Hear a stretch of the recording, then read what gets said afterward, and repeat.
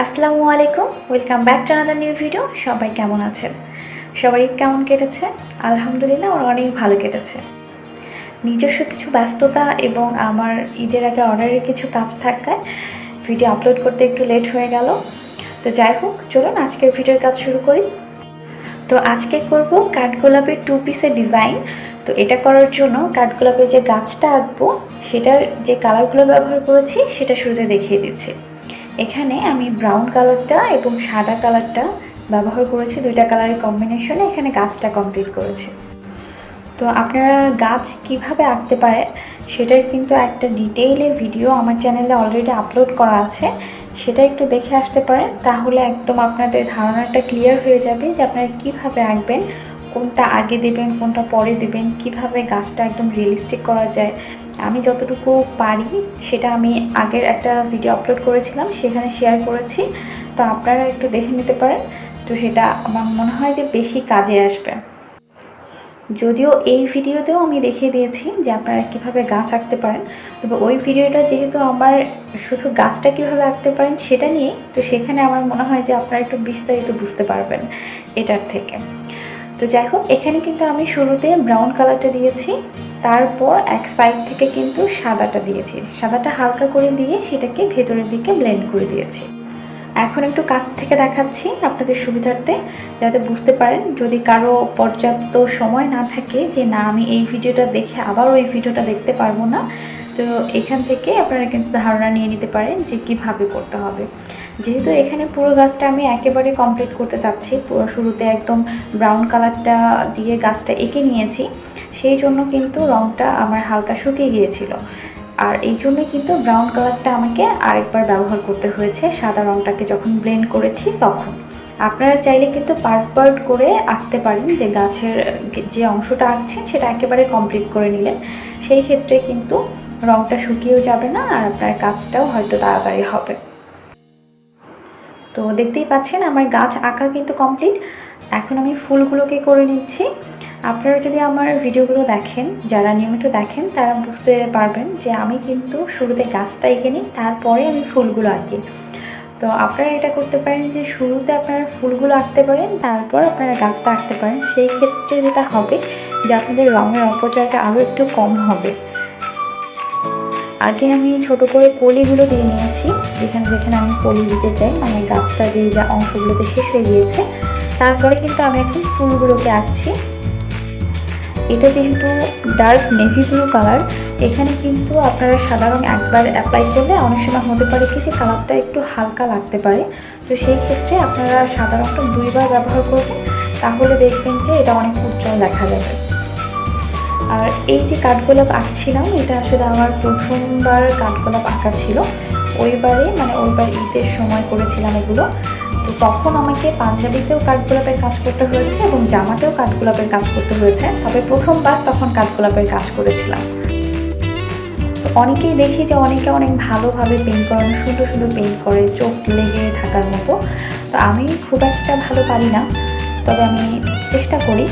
যদিও পর্যাপ্ত সময় পাই না, এই কাজগুলো আমি একদম অবসর সময় করি, যখন আমি একদম ফ্রি টাইম থাকে আমার তখন। তো যাই হোক, আমার মনে হয়েছিল যে আমি হয়তো আঁকতে পারবো না, তো দেখলাম যে না, আঁকতে পেরেছি এবং এটা আসলে ক্যামেরার থেকে বাস্তবে দেখতে অনেক বেশি সুন্দর ছিল।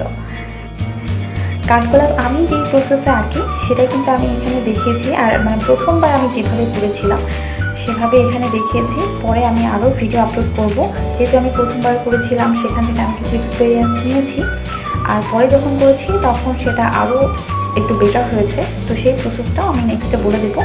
এখানে কিন্তু কোন কালারের পর কোন কালারটা ব্যবহার করছি সেটা কিন্তু আমি দেখিয়ে দিচ্ছি। তো শুরুতে সাদা রঙ দিয়েছি, তারপর হলুদ রঙ দিয়েছি, তারপর কমলা রঙ দিয়েছি, এখন দিচ্ছি লাল রঙ, আর এরপরে আরও দুটো কালার ব্যবহার করব, সেগুলো পর্যায়ক্রমে দেখিয়ে দিব। তো কাঠগোলাপ আঁকার ক্ষেত্রে আমি যেটা লক্ষ্য করেছি যে এখানে আপনার কালার ব্লেন্ড করাটা যত সুন্দর হবে, কাঠগোলাপটা দেখতে তত বেশি সুন্দর লাগবে। তো এইখানে আমি যে খয়েরি রঙটা দিচ্ছি সেটা কিন্তু মানে তুলির মাথায় খুব অল্প পরিমাণে নিতে হবে, বেশি নিলে কিন্তু ভালো লাগবে না। খুব অল্প পরিমাণে দিয়ে ছোট করে এখানে আমি রাউন্ড শেপ করে দিচ্ছি। তো আমার কিন্তু ফুলগুলো আঁকা শেষ। তো এখন এখানে আমি একদম ফিনিশিং টাচটা দিব, যে একদম শেষের কাজটা সাদা রং দিয়ে এটা করছি। আর কাঠগোলাপের এই ফাইনাল টাচটা দেওয়ার পরেই আপনারা বুঝতে পারবেন যে পার্থক্যটা ঠিক কোথায়। আর এটা করার জন্য আমি এখানে আসলে রাউন্ড শেপের 6 নম্বর তুলিটা ব্যবহার করেছি। আমার যে 6 নম্বর তুলিটা আছে সেটাতে মোটামুটি চিকন টাইপের যে কাজগুলো সেটা করা যায়। আমার কাছে এর থেকে ছোটো তুলিও আছে, কিন্তু আমি তখন 6 নম্বর তুলিটা ব্যবহার করেছিলাম। আর কাজ করার ক্ষেত্রে অবশ্যই তুলি অনেক বড় একটা ফ্যাক্ট। আমি সবসময় বলে থাকি যে আপনারা ভালো তুলি দিয়ে কাজ করলে নিজেই পার্থক্যটা বুঝতে পারবেন যে আসলে ভালো তুলি দিয়ে কাজ করার আনন্দটা কোথায়, কাজ করার সুবিধাটা কোথায়। একটা খারাপ তুলি দিয়ে যেই কাজটা আপনি 1 ঘন্টায় করতে পারবেন, একটা ভালো তুলি হলে দেখা যাবে সেই কাজটা আপনি আধা ঘন্টা বা তারও কম সময়ে কিন্তু করে ফেলতে পারবেন।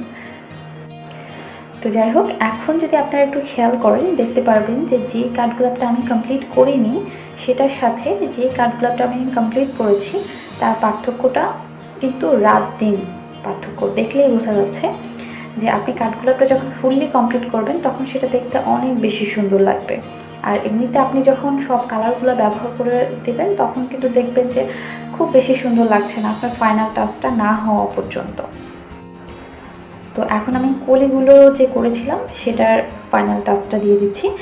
এখানে কিন্তু আমি ব্রাউন কালারের সাথে হালকা একটু সাদা কালারটা ব্যবহার করে নিয়েছিলাম, যাতে একটু কালারটা একটু ব্রাইট হয়। যেহেতু আমি নেভি ব্লু কালারের মধ্যে এটাকে ব্যবহার করছি, যাতে এটা একটু ফুটে ওঠে। না হলে দেখা যাচ্ছে যে এই ডার্ক কালারের মধ্যে ওই ব্রাউন কালারটা ব্যবহার করলে কালারটা একদম মনে হচ্ছে মরে যাচ্ছে, ফুটে উঠছে না। আর আপনারা যদি এভাবে না করতে চান তাহলে শুরুতে আপনারা সাদা কালারটা দিয়ে রং করে নিতে পারেন, তার উপরে আপনারা এই ব্রাউন কালারটা ব্যবহার করতে পারেন, তাহলে সেই ক্ষেত্রে আর কোনো সমস্যা হবে না। এখন পাতার কাজটা কমপ্লিট করছি। কোন কোন কালার দিয়ে করেছি সেটা শুরুতে কিন্তু কালারটা দেখিয়ে দিয়েছি, তারপর আমি আরেকবার বলে দিচ্ছি। এখানে কিন্তু আমি অ্যাক্রিলিক কালারের যে গ্রিন কালারটা ডিপ গ্রিন সেটা ব্যবহার করেছি, এবং হলুদ কালার অ্যাক্রিলিক কালারের হলুদ রঙটা ব্যবহার করেছি। আগে অ্যাক্রিলিক কালারটা দিয়ে নিয়েছি, তার উপরে আমি একটু করে হলুদটা দিয়েছি যাতে এটাকে দেখতে একটু ব্রাইট লাগে। তো আমার কাজ কিন্তু মোটামুটি শেষ। আর এভাবেই কিন্তু আমি জামাটাকে কমপ্লিট করেছি। মানে শুরুতে ওড়নাতে কাজ করেছি, তারপর জামাতে কাজ করেছি। জামার ভিডিওটা করা হয়নি, যেহেতু সেম প্রসেসেই কাজ করেছি সেই জন্য আর দেখাইনি। আর এটা ফার্স্ট টাইম আমার কাঠগোলাপ আঁকা ছিল, সবাই একটু ক্ষমা সুন্দর দৃষ্টিতে দেখবেন। আর নতুনদের জন্য যদি এটা একটু হলে উপকারে আসে তাহলে সেটা অবশ্যই আমার সার্থকতা।